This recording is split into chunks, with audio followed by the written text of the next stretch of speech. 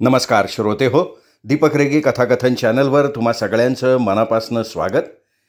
श्रोते हो, आज तुम्ही ऐकणार आहात वर्षा किडे कुलकर्णी यांच्या लेखणीतनं साकारलेली कथा आणि कथेचं नाव आहे कसोटी. विनीताने रात्रीचा स्वयंपाक लवकरच केला. स्वयंपाक झाल्यावर झटपट तयार होऊन ती विजयची वाट बघत बसली. आज संकष्टी चतुर्थी. विनय ऑफिसमधनं आला की गणेश मंदिरात जाऊन दर्शन घेऊन आलं की दोघांनाही संकष्टीचा उपवास सोडायचा असा त्यांचा दर चतुर्थीचा नियम. विनय नेहमीपेक्षा लवकर घरी आला. हातपाय धुवून ताजंतवानं झाल्यावर ते नेहमीच्या गणपती मंदिरात जायला निघाले. थोडंसं एका बाजूला असलेलं हे मंदिर दोघांनाही आवडायचं. अतिशय शांत ठिकाण. चतुर्थी असूनही भक्तांची फारशी वर्दळ तिथे नसायची. शांततेने आणि व्यवस्थित दर्शन झाल्यानं दर्शनाचं समाधानही लाभायचं. मन प्रसन्न व्हायचं. दिवसभरच्या उपवासामुळे येणारा शीण देवदर्शनानं कुठल्या कुठे पळून जायचा. विनय विनीतानी जोडीनं दर्शन घेतलं आणि परमेश्वराजवळ स्वतःच्या आरोग्याची मागणी केली. दर्शनानंतर सभामंडपात 2 क्षण ते देवासमोर विसावले. तेवढ्यात विनीताचं लक्ष देवळात प्रवेश करणाऱ्या 3 व्यक्तींकडे गेलं. 2 व्यक्ती वयस्कर होत्या. सोबत एक सुंदर तरुणीही होती. 2 वयस्कर व्यक्ती त्या सुंदर तरुणीला हात धरून पकडून का आणतायत हे तिला कळेना. दुरून तिला काहीच कल्पना येत नव्हती. तिची उत्सुकता ताणली गेली. विनयनं तिला घरी चालण्यास म्हटलं. अगं विनीता, चालायचं ना घरी. विभावरीसुद्धा ट्युशन आटपून घरी पोचेल ना एवढ्यात.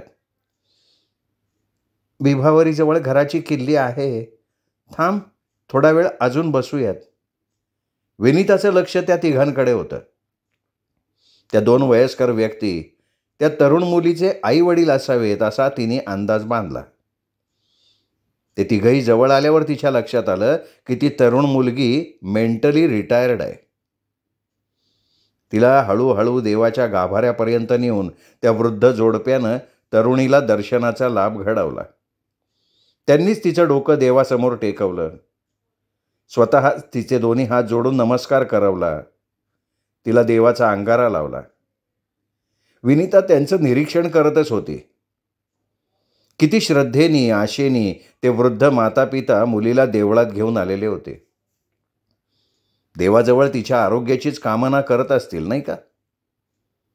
देवाची कृपा तिच्यावर होईल का? विनीताच्या विचारचक्रानं वेग घेतला. देवदर्शन झाल्यावर त्या तरुणीला घेऊन ते जोडपं विनीताच्या जवळच बसलं. काकू, ही तुमची मुलगी का? काय झालं हिला? विनीतानी न राहून वृद्धेशी संवाद साधण्याचा प्रयत्न केला. आपण आगाऊपणा करतोय का काय असंही तिला क्षणभर वाटून गेलं. हो ग बेटा, ही आमचीच मुलगी आहे.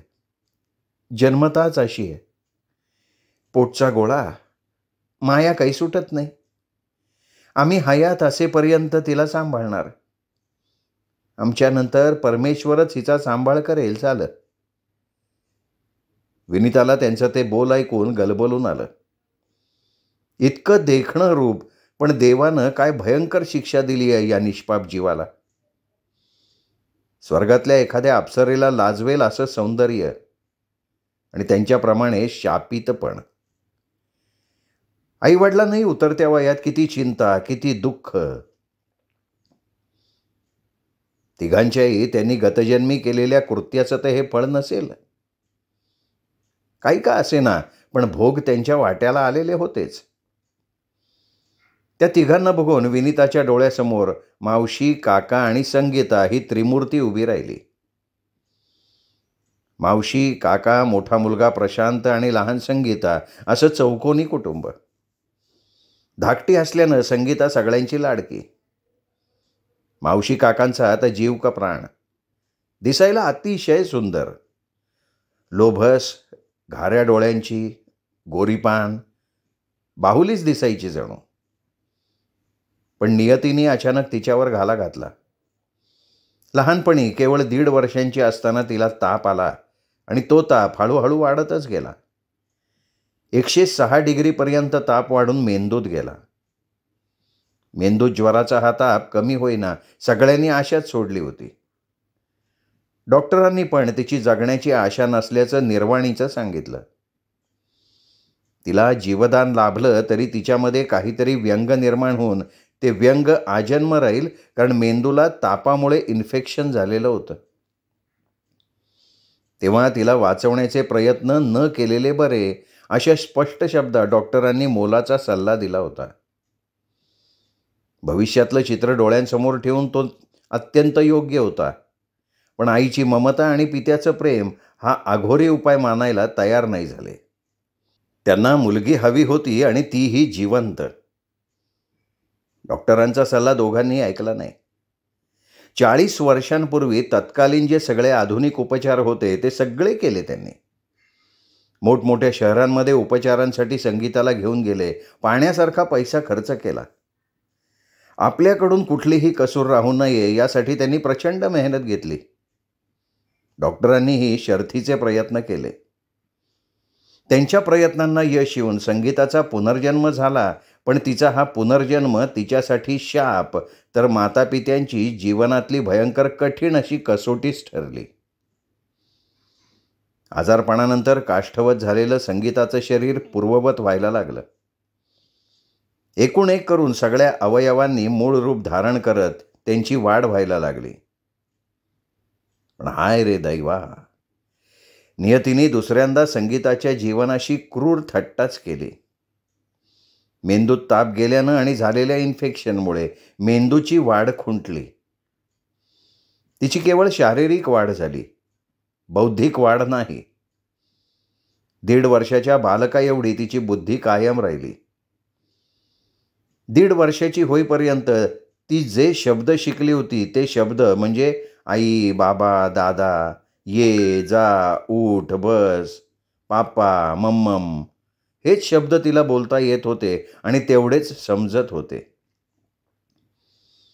बालिकेचं मन असलेल्या सुस्वरूप मुलीचं संगोपन करणं, वाढवणं, सांभाळणं मावशी काकांना दिवसेंदिवस कठीण जायला लागलं. डॉक्टरांचे उपचार करून थकल्यानंतर आयुर्वेदिक, होमिओपॅथी, अंगारे, धुपारे, गंडे, दोरे, जो जे उपाय सांगेल तो उपाय मावशी काका करत होते. आईवडिलांची ममता आणि वेडी आशा असती. काहीतरी चमत्कार होऊन संगीता बरी होईल ही वेडी खोळी आशा. काका तर खूप देवभक्त. प्रत्येक देवळात तिला घेऊन जात. प्रत्येक ठिकाणचा तीर्थप्रसाद तिला देत, अंगारा लावत. संगीताला शाळेतही घालता येत नव्हतं.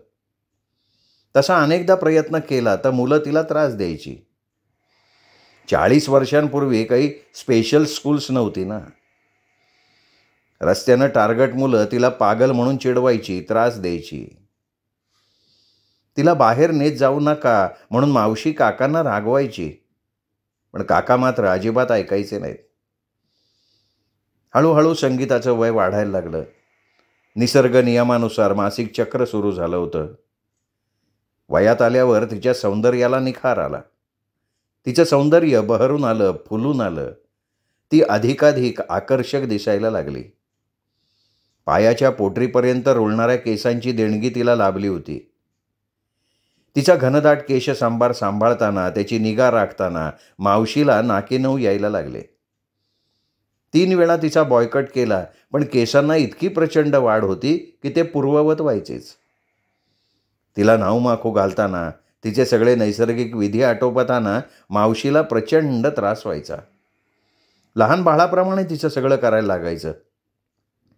मावशी काकांचंही वय व्हायला लागलं होतं. तरुण मुलीला उठवणं, बसवणं, तिचं सगळं करून देणं मावशीला त्रासदायक व्हायचं. मग मावशी खूप त्रागा करायची आणि राग बिचाऱ्या संगीतावर निघायचा.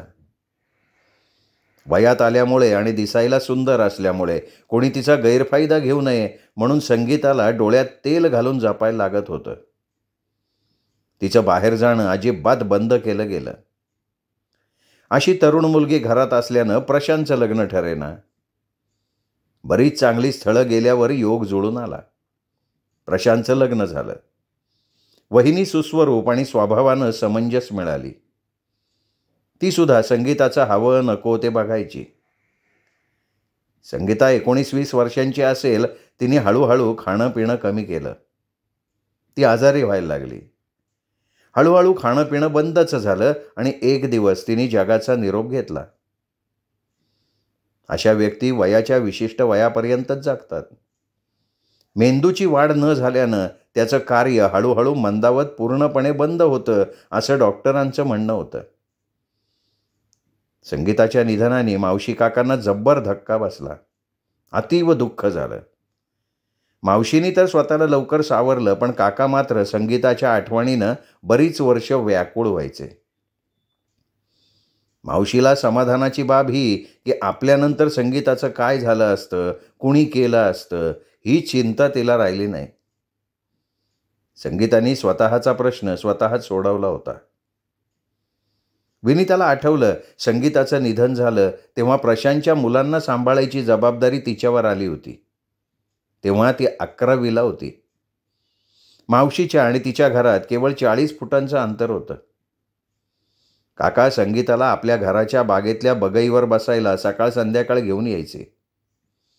घरून येताना ती आपल्यासाठी कळ्या आणायची आणि जाताना फुलं घेऊन जायची.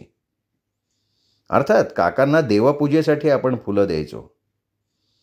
आई तर संगीतासाठी ती येते आणि जाते, येताना कळ्या आणीते आणि जाताना हे गाणंच म्हणायला सुरुवात करायची. देवळातली ती तरुण मुलगी आणि तिचे ते वृद्ध माता पिता बघून विनीताच्या डोळ्यासमोरून एखाद्या चलचित्राप्रमाणे संगीताचा जीवनपट तरळून गेला. आईवडिलांनंतर या तरुणीचं कसं होणार? तिचं कोण करेल? घरी अजून कोणी आहे का नाही? आणि असलं तरी आईवडिलेच्या मायेने कोण करणार? आईवडिलांनंतर तिला तो मेंटल हॉस्पिटलमध्ये तर नाही ना पाठवणार? अशा नानाविध प्रश्नांनी तिच्या मनात भाऊगर्दी केली. अशा व्यक्ती वयात आल्यावर जास्त आक्रमक होतात, हिंसक होतात. अशा वेळी त्यांना सांभाळणं घरच्यांना कठीण झाल्यावर त्यांना पागल ठरवून त्यांची रवानगी मेंटल हॉस्पिटलला केल्याची 3 उदाहरणं विनीतानं पाहिली होती.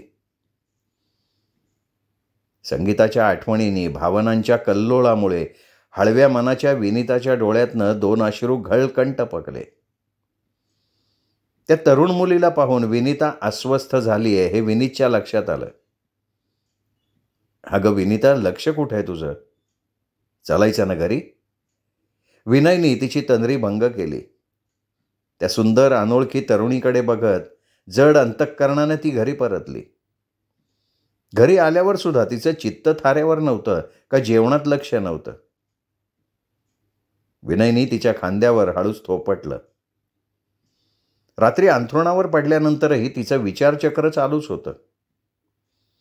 आज आपण पाहिलेली मुलगी जन्मतःच मानसिकदृष्ट्या विकलांग होती, पण संगीता तर सुदृढ अवस्थेत जन्माला आली होती. बिचारे संगीताची आणि मावशी काकांची काय चूक होती? नशिबाचे भोग सगळे, दुसरं काय. मेंटली रिटायर्ड मुलं आपल्या पोटी जन्माला येणं ही गोष्ट आपण भारतीय अपत्याच्या मातापित्यांच्या पूर्वसंचिताचं फळ, पूर्वजन्मीच्या कर्माचं फळ समजतो. परंतु विदेशी, विशेषतः अमेरिकन लोकांचं मत, विचार या बाबतीत कमालीचे भिन्न आहेत. ते विकलांग व्यक्तींना हँडिकॅप्ट न म्हणता फिजिकली चॅलेंज्ड म्हणतात, तर मतिमंद मुलांना मतिमंद न म्हणता स्पेशल किड किंवा मेंटली चॅलेंज्ड किड असं संबोधतात. अमेरिकन नशिबाला दोष देत नाहीत, तर दुःखात सुख मानतात. देवाच्या मर्जीनंच हे सगळं होतंय असं मानून सकारात्मक दृष्टिकोन ठेवून जगतात. सोनोग्राफीचं ॲबनॉर्मल मूल आहे हे कळलं तर ते गर्भपात न करता त्या अपंग मुलाला जन्म देतात. ते म्हणतात, it has meant to be. God wanted it that way. It is God's will. आणि अशा मुलांसाठी God is the parent, we are just babysitters, अशी त्यांची भावना असते. अमेरिकन लोकांचे विचार कितीही चांगले, आदर्श आणि पटण्यासारखे असले तरी प्रत्यक्षात विनीताने संगीताचं जीवन, मावशी काकांना होणारा त्रास अगदी जवळून बघितलेला होता, अनुभवला होता. मतिमंद मुलांना सांभाळणं, वाढवणं त्यांच्या पालकांसाठी एक कसोटीच असते, नाही का रे विनय? पण निद्रादेवीच्या अधीन झालेल्या विनयपर्यंत विनीताचं वाक्य पोहोचलंच नव्हतं. श्रोते हो, तुम्ही ऐकत होतात वर्षा किडे कुलकर्णी यांची कथा कसोटी. कथा कशी वाटली कमेंट करून जरूर कळवा. ही कथा आपल्या कथाप्रेमी मित्रपरिवारात, नातेवाईकात शेअर करा आणि भेटत राहा दीपक रेगे कथाकथन चॅनलवर अशाच वेगवेगळ्या लेखकांच्या उत्तमोत्तम कथा आणि कादंबरी ऐकण्यासाठी. नमस्कार श्रोते हो.